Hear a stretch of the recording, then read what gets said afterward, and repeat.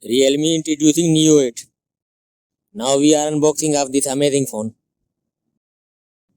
The phone is said to be thinner and lighter. There will be a Snapdragon 8 Gen 5 processor and with the addition of an octa-core CPU. There will be GPU of Adreno. This is a big battery phone. It is said to have an 8000 mAh battery. RAM will be 12 GB and internal memory will be 256 GB. On the rear, there will be a triple camera setup. Main sensor will be 50 megapixel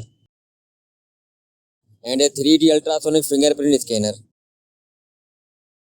Smartphone will be AMOLED touchscreen display